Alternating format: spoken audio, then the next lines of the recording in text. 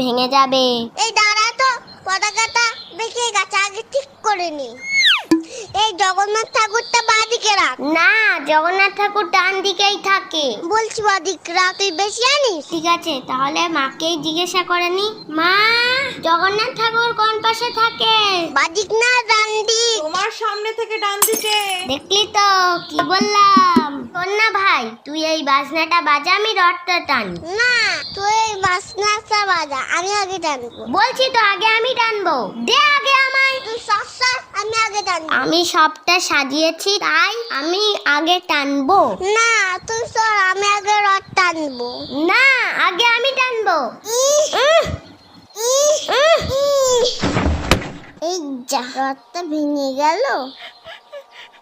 দিদি দিদি, তুই কাঁদিস না, আমি তো রথটা ঠিক করে দিচ্ছি, প্লিজ কাঁদিস না। এই দেখ, জয় জগন্নাথ।